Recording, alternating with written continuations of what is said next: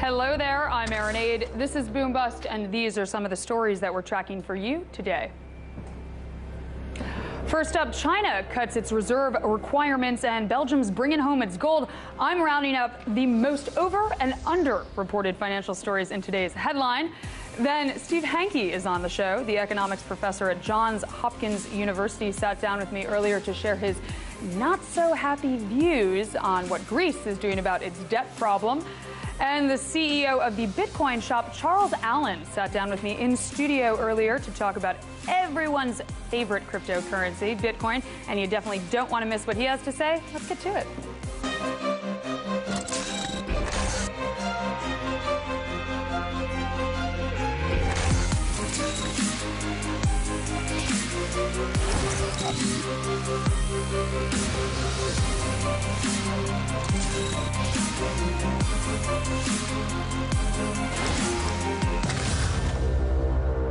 In a bid to boost the supply of loans, China cut the amount of cash that banks are required to set aside as reserves on Wednesday.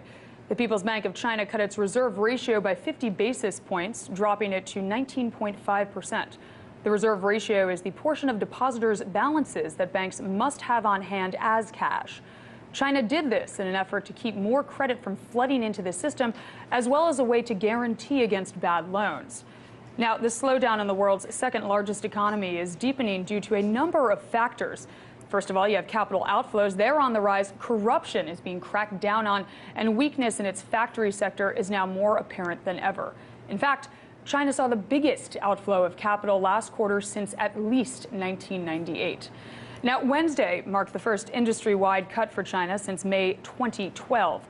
Economists predict that the move will inject as much as 600 million yuan, or $96 billion, into the banking system. The PBOC now joins more than a dozen global counterparts in monetary easing in this whole game that every single country with a central bank, for the most part, seems like it's playing. And it's hoping that the move will boost lending and combat overall growth slowdowns in China. Now, it is important to point out that China's central bank requires relatively higher reserves than many other countries.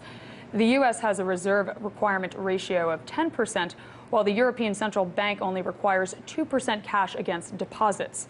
The reason China decided to cut reserve requirements as opposed to lowering interest rates like so many other central banks do is because the PBOC and PBOC officials feared that broadly relaxing credit would worsen China's debt problem and put the economy at even greater risk. And unlike the Federal Reserve, the Chinese central bank isn't independent. It answers to the State Council, which is the government's top decision-making body. Now, let's turn to a much more underreported story. We're taking a sharp turn here, but I think you'll like it. The National Bank of Belgium is the latest central bank to jump on the gold repatriation bandwagon. According to IMF data compiled by the World Gold Council, Belgium holds over 227 metric tons of gold. According to reports, most of its gold is held outside the country with the Bank of England. But Belgium is now bringing its gold home, 200 tons of it to be precise. Belgium moved its gold to England back in the 1930s out of fear of a potential German invasion. And at the time, the Bank of England was arguably the safest place in the world to store gold. But now, with the global economy on such precarious footing, Belgium has decided to bring its plunder back home. Those are some of your top headlines for today.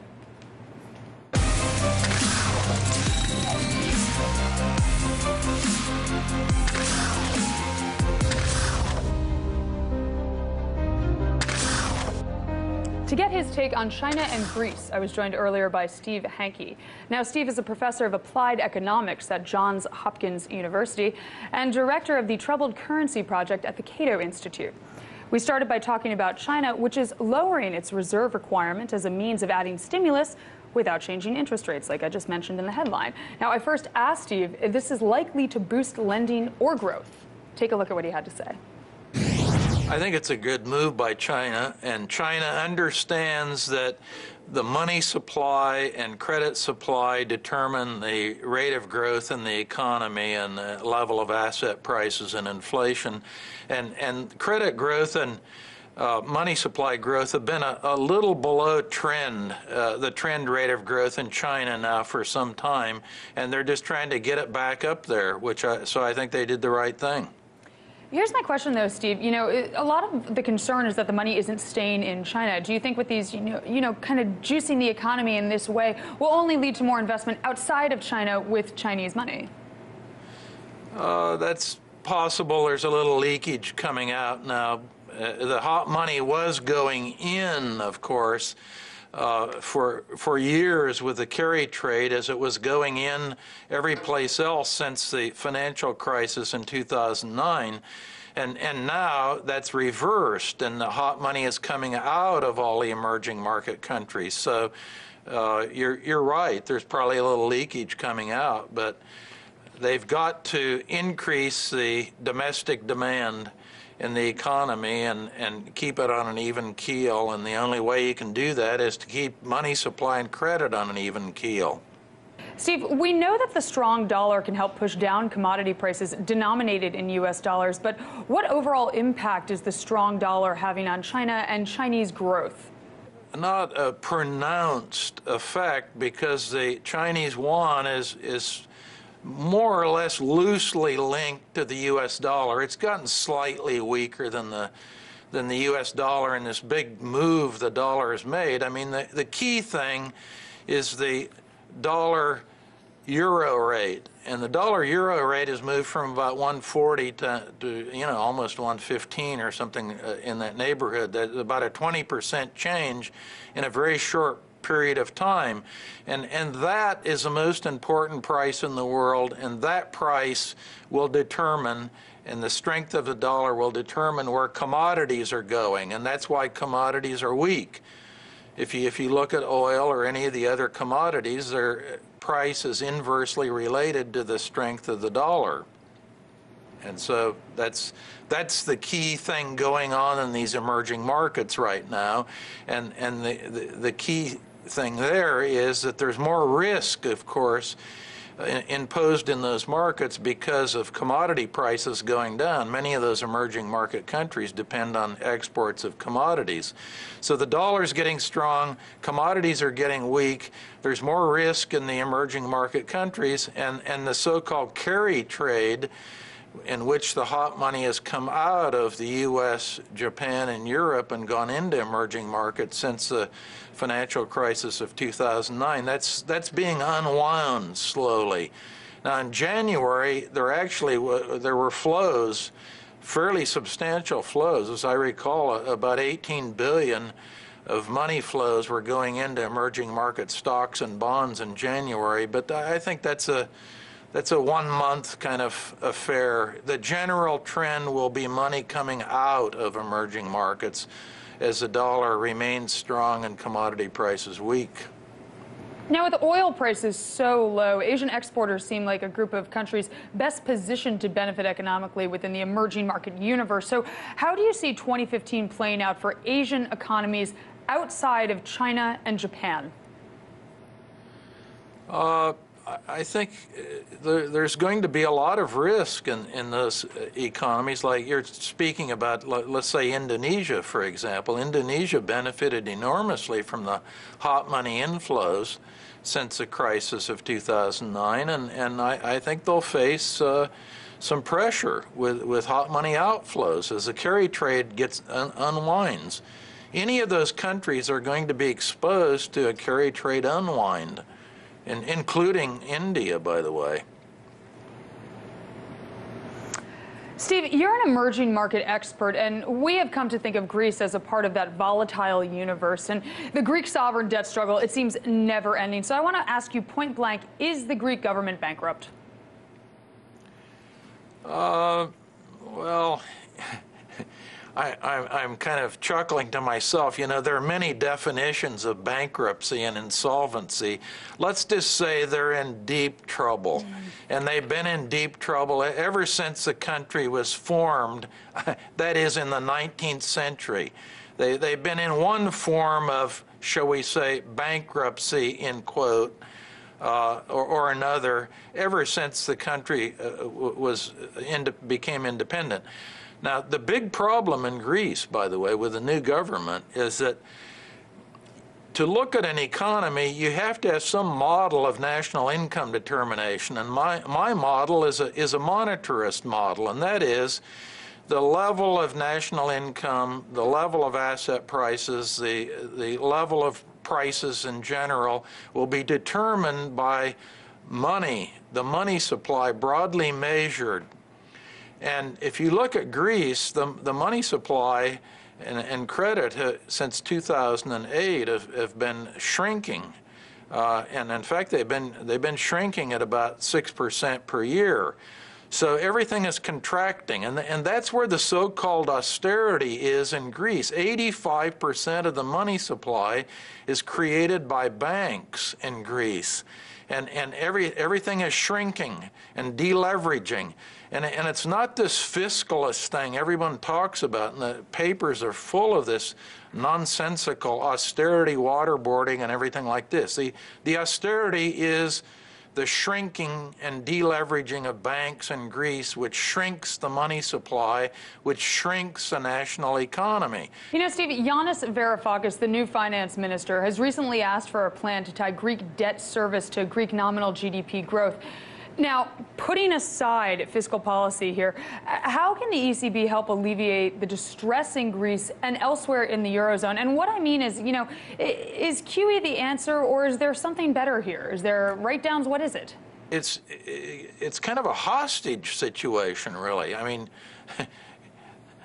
I think Athens is holding Brussels hostage, basically, and Brussels will probably cough up some form of additional bailout money, and what form it takes, we don't know. Maybe it'll just be deferral on the repayment of these loans, which is in effect kind of a haircut situation, or maybe it'll be some new capital to recapitalize these banks. I mean, my thing is that most people aren't focused on the problem. The problem now, it's the banks, because the banks are going to be forced into massive deleveraging unless they can be recapitalized. Well, where do they get the capital to recapitalize themselves? The only place they can go is with hat in hand to Brussels and get more bailout money, and I think that's what they'll be forced to do. That was Steve Hanke, professor of applied economics at Johns Hopkins University. Now, on Wednesday afternoon, the ECB cut Greek banks off from using Greek government and Greek government guaranteed collateral. So we'll definitely see how this situation changes. But as Hanke said, obviously they can't now go back and get more money from Brussels. So definitely interesting stuff, and we want to bring it to you breaking all the time here on Boom Bust. But time now for a very quick break. However, stick around, because when we return, Charles Allen, CEO of the Bitcoin Shop, will be on the show. Charles sat down with me in studio earlier today to discuss his company, along with the latest happenings from the world of Bitcoin, and you don't want to miss what he has to say. Then in today's big deal, Edward Harrison and I are talking tech, everything from net neutrality to Google Glass fail. We're breaking down the biggest stories from the world of technology. And remember, you can see all segments featured in today's show on YouTube at youtube.com/BoomBustRT and on Hulu at hulu.com/boom-bust. Now, as we head to break, here are a look at the closing numbers of the bell. Don't go anywhere.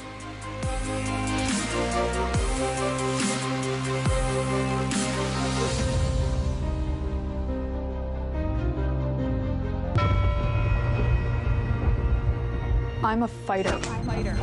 I can take a punch. I live. I learn something every day. I strike when I need to strike. Just like that. I prepare. I've earned everything I have. If I fall, I get back up. I won't be underestimated. I'm Aaron Aid, and I put the boom into Boom Bust.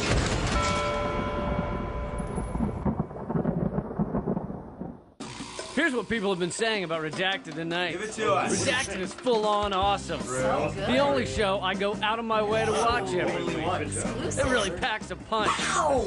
Lee Camp is the John Oliver of RT America. You do have the same accent. Hey, we are apparently better than boobs. Nothing's better than boobs. You see, people you've never heard of love Redacted tonight. The president of the World Bank, though, hates it. Well, he doesn't really have any taste. Seriously, he sent us an email. So you visit the doctor for a routine checkup, and he tells you that you need immediate surgery. But I've been healthy my whole life, you say. No, he says, you must be feeling pain. And you say, but I don't feel any pain. Let's get you prepped, but scalpel, please. And you don't say a thing. You just take it. It's the same with news. You can just sit back and take that first opinion, or you can get a second opinion.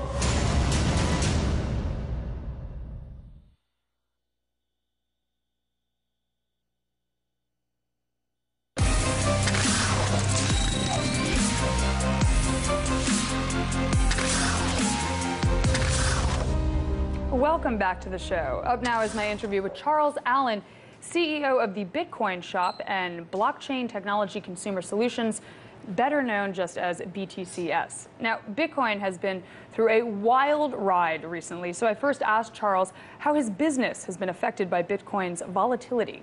Here's what he had to say. What people really need to do is take a step back and understand what Bitcoin is as a technology. And it's really the blockchain technology is probably one of the most disruptive technologies in the last 500 years. And when you start thinking about, there's a lot of naysayers that would call people that believe in this quacks. And if you go back to 1880, right, 135 years ago, we were literally living in the dark, meaning at night you were on gas lights. And Thomas Edison, figured out how to invent the phonograph. And then a couple years later, he commercialized the light bulb. He didn't invent it, but he commercialized it, and everyone called him a quack. You'll never get it done. It's impossible. It can't be done. Well, J.P. Morgan backed him and had a little, facility, electric lighting facility in his house, and it took a very long time for adoption. But we don't live in the dark. He then went on and married video with, I think it was Kodak, with his sound, so you could make movies. You fast forward a little bit, and that's only 130, that's 2 lifetimes. That's not very long. Yeah. And nothing in finance has changed. It was still the stock market. You got pushed out of GE when you didn't go to AC.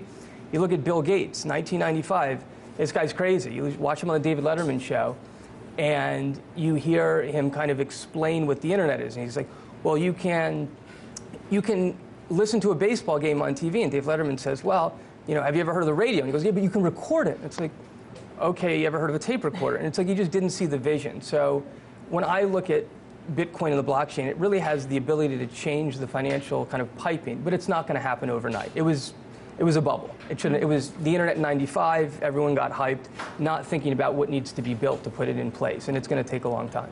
I want to talk about the fact that your company is public. You mentioned that before. I understand that you guys went public relatively recently for a new company, if you will, but why did you decide to go public, and why is this a good thing for your company? I looked at this and I said, wait, if I can have the only public company at like the beginning of the internet, it is the perfect vehicle to, one, do investments in other companies. 6 weeks after going public, we invested in GoCoin.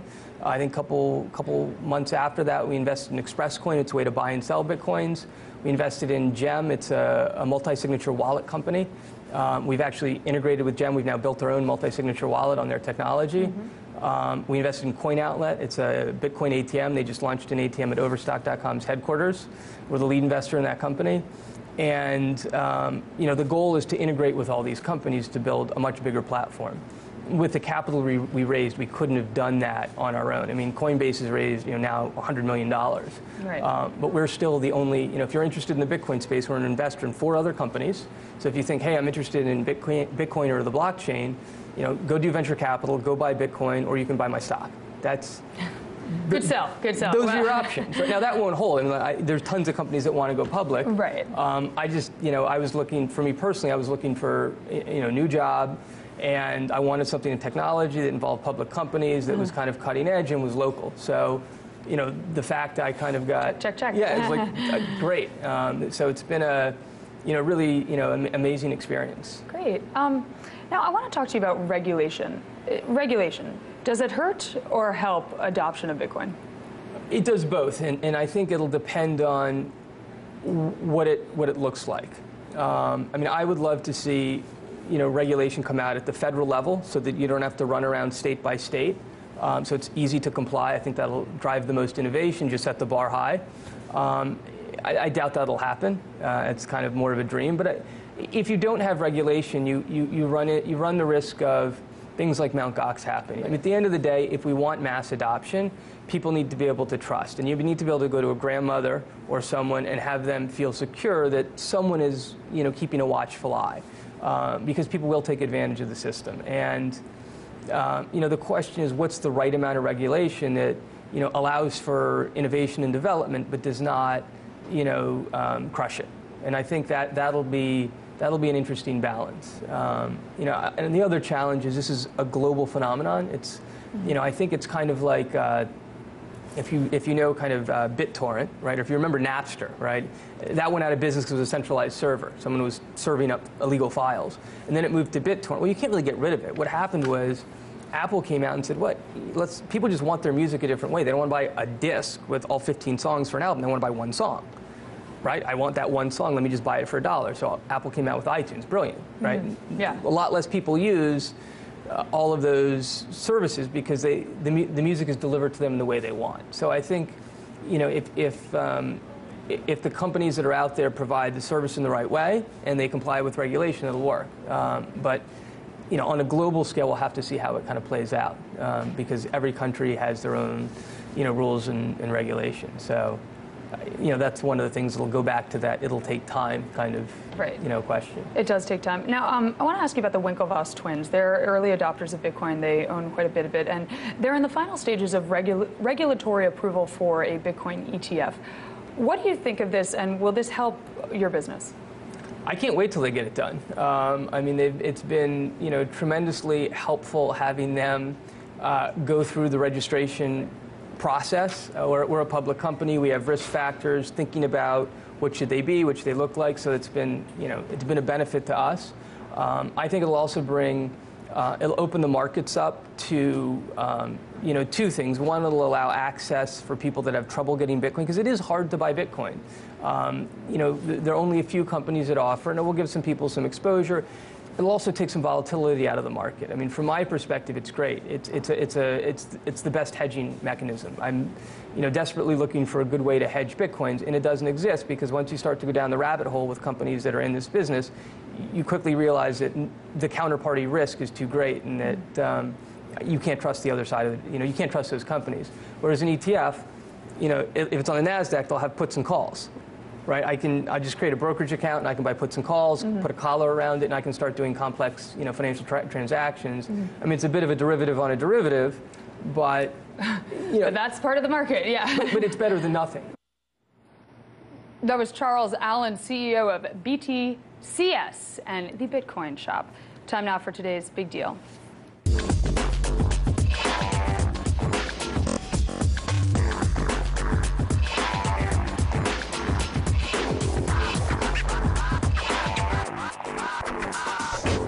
Edward Harrison joins me now for the big deal segment of the show, and we're going to be talking tech. But before we get there, I first want to talk to you, Ed.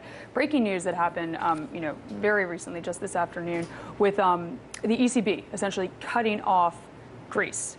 Talk to me about this. I want to ask you what's going to happen with that, what this means for Greece. So before we get into tech, let's discuss this. So basically, in the past, with Ireland and with Cyprus, the ECB used this emergency liquidity assistance as a way of bringing the government to the table. That is, that their government bonds were not good collateral for the banks to be able to use to get emergency liquidity from the ECB, and that caused the governments to therefore have to seek a bailout.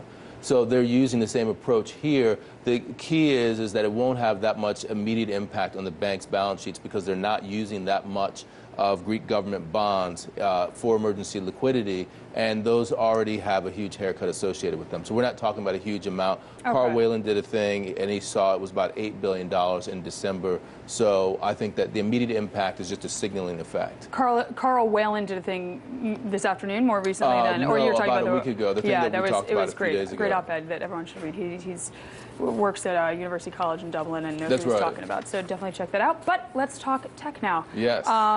I want to start off with what do you make of the Bitcoin ETF hype? Do you think that it's just hype or something significant? Thoughts, comments, concerns? I think it is a good thing in many ways in terms of having come after the bubble burst. Because if you think about it in terms of a liquidity perspective, really what it adds is a whole new influx of potential investors who are getting what you would call a derivative impact in terms of liquidity on the Bitcoin.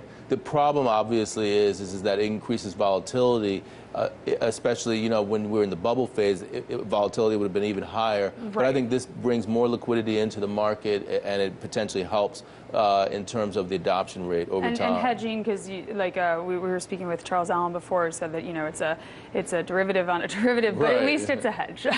There's a way to protect yourself, so that should be interesting, and obviously backed by the Winklevoss twins, who know a thing or two about Bitcoin. So that would be interesting to see come to fruition. Now I want to talk about Coinbase.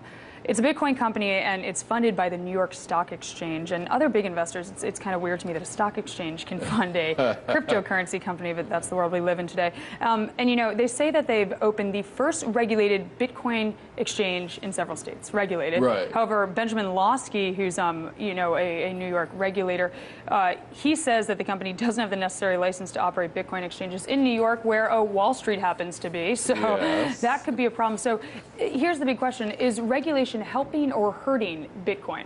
Yeah, I know that you were talking to Charles about that. I think ultimately players in the market, they want more regulation. They don't want over-regulation, but they want some regulation, because you don't want the Charlie Schrems. You don't want the whole thing with Silk Road.